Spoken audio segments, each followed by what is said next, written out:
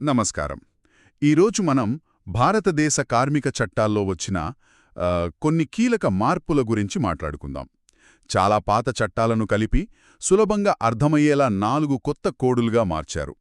మాకు అందిన సమాచారం ఆధారంగా ఈ కోడ్ల గురించి లోతుగా చూద్దాం. అవి వేతనాల కోడ్, పారిశ్రామిక సంబంధాల కోడ్, సామాజిక భద్రత, ఇంకా పని ప్రదేశంలో భద్రతకు సంబంధించిన కోడ్లు.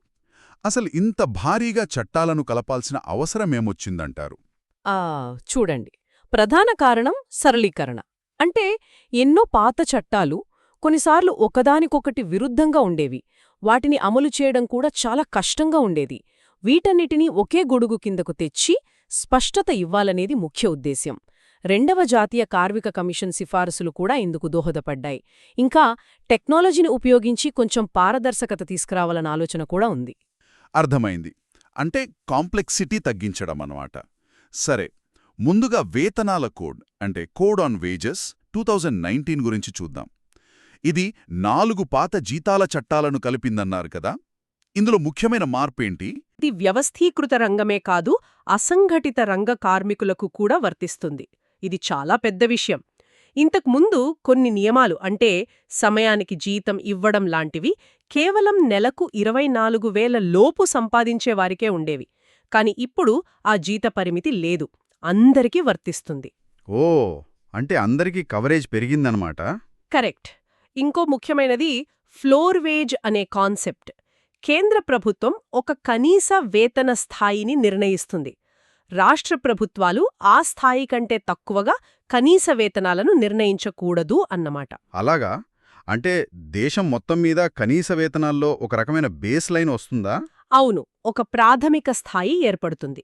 పూర్తి సమానత్వం కాకపోయినా ఒక కనీస హామీ ఉంటుంది. మరి ఇన్స్పెక్టర్ల బదులు ఇన్స్పెక్టర్ కమ్ ఫెసిలిటేటర్లంట, అదేంటి? కొంచెం వివరిస్తారా? ఆ చూడండి, ఇవి కేవలం పేరు మార్పు కాదు, వాళ్ల పాత్ర మారుతోంది. ఇంతకుముందు ఇన్స్పెక్టర్లు అంటే కేవలం తప్పులు పట్టుకోవడం, ఫైన్లు వేయడం లాగే ఉండేది. ఇప్పుడెలా కాదు, వాళ్ళు ఫెసిలిటేటర్లు కూడా. అంటే చట్టాలను ఎలా పాటించాలి అనే దానిపై యాజమాన్యాలకు సలహాలుస్తారు, సహాయపడుతారు. అంటే కొంచెం సహకార ధోరణి అన్నమాట. అవును, బాగుంది. అవును. అలాగే జీతాలకు సంబంధించిన క్లెయిమ్లు చేసుకోవడానికి కాలపరిమితిని 3 సంవత్సరాలకు పెంచారు. ఇది కార్మికులకు మంచిదే. ఓకే, ఇక తర్వాత కోడ్ వృత్తిపరమైన భద్రత, ఆరోగ్యం, పని పరిస్థితుల code. Occupational safety, health and working conditions code. ఇదేకంగా 13 పాత చట్టాలను భర్తీ చేస్తుందట. అవునండి, ఇది చాలా పెద్ద ఏకీకరణ. దీని పరిధి కూడా చాలా విస్తృతం. 10 మంది లేదా అంతకంటే ఎక్కువ కార్మికులున్న దాదాపు అన్ని సంస్థలకు ఇది వర్తిస్తుంది. అంటే ఫ్యాక్టరీలు, గనులు, రేవులు, నిర్మాణ రంగం, ఇలా చాలా వాటికి. ఒకే రిజిస్ట్రేషన్ లాంటివి కూడా ప్రవేశపెట్టారు. ఇది వ్యాపారాలకు సులభతరం చేస్తుంది. ఇందులో మహిళల గురించి ఏదో మార్పు వచ్చిందన్నారు, రాత్రి షిఫ్టుల గురించి. అవును, ఇది కొంచెం ఆసక్తికరమైన మార్పు. మహిళలు వారి సమ్మతితో తగిన భద్రతా ఏర్పాట్లు చేస్తే రాత్రి 7 గంటల నుండి ఉదయం 6 గంటల మధ్య కూడా పనిచేయవచ్చు. ఓ, అయితే భద్రతా ఏర్పాట్లు చాలా ముఖ్యం కదా. ఖచ్చితంగా. భద్రత విషయంలో చాలా దృష్టి పెట్టారు. కొత్త టెక్నాలజీలకు అనుగుణంగా భద్రతా ప్రమాణాలను ఎప్పటికప్పుడు మార్చుకునే వెసులుబాటు కూడా కల్పించారు. జాతీయ, రాష్ట్ర స్థాయిలో సలహా బోర్డులు ఏర్పాటు చేస్తారు. అలాగే కంపెనీల్లో సేఫ్టీ కమిటీలు తప్పనిసరి. ప్రమాదాలు జరిగినప్పుడు బాధితులకు ఏదైనా ప్రయోజనం ఉంటుందా? ఉంది. కోర్టులు విధించే జరిమానాలో కొంత భాగాన్ని, అంటే 50% వరకు బాధితులకు లేదా వారి కుటుంబ సభ్యులకు అందేలా చూడమని కోర్టులకు అధికారమిచ్చారు. భద్రతపై బాధ్యత పెంచే ప్రయత్నమిది. చాలా మంచి విషయం. ఇక మూడోది సామాజిక భద్రతా code, labour code on social security. దీని లక్ష్యం సార్వత్రిక సామాజిక భద్రత అంటున్నారు కదా. అంటే అందరికీ పెన్షన్, మెడికల్ బెనిఫిట్స్ లాంటివా? అవును, ఆ దిశగానే ప్రయత్నం. ఇది చాలా ఆశయంతో కూడుకున్న కోడు. పార్ట్ టైం వర్కర్లు, గిగ్ వర్కర్లు, ప్లాట్ఫామ్ వర్కర్లు, ఇంటి నుంచి పనిచేసేవారు, ఇలా ఇంతకుముందు కవర్ కాని చాలా మందిని ఇందులో చేర్చాలని చూస్తున్నారు. ఏకంగా 17 పాత చట్టాలను ఇది కలుపుతుంది. గిగ్ వర్కర్లు అసంఘటిత రంగంలో ఎక్కువ ఉంటారు కదా. మరి వాళ్లకిది నిజంగా ఎంతవరకు ఉపయోగపడుతుంది?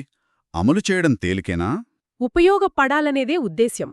ఆధారిత రిజిస్ట్రేషన్, పోర్టబుల్ అకౌంట్స్ అంటే వాళ్ళు ఉద్యోగం మారినా వాళ్ళ సోషల్ సెక్యూరిటీ బెనిఫిట్స్ కంటిన్యూ అవుతాయి.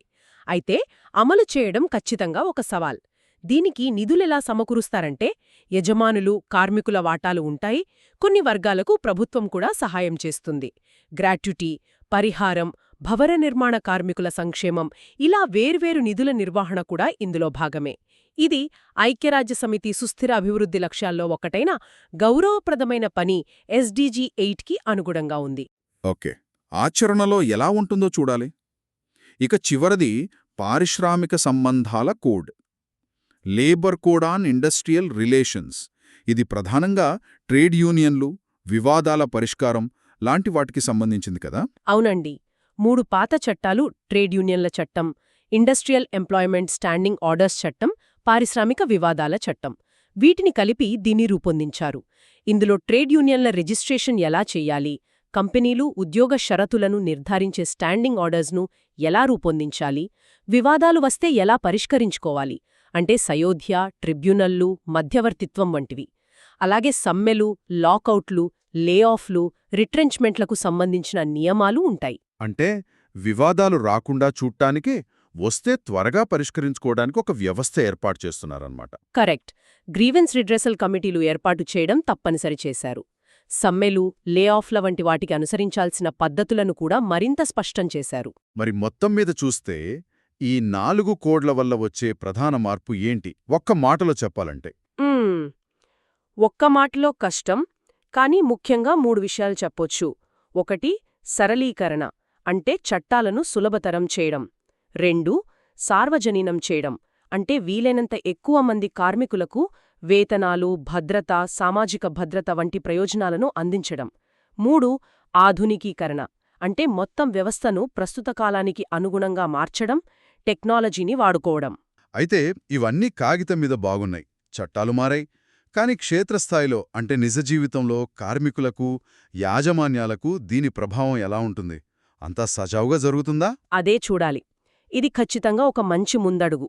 మరింత వ్యవస్థీకృతమైన, టెక్నాలజీ ఆధారిత, న్యాయబద్ధమైన వ్యవస్థ వైపు మనం వెళ్తున్నాం. కానీ మన దేశంలో ఎన్నో రకాల పరిశ్రమలు, ఎన్నో రకాల కార్మికులు ఉన్నారు కదా.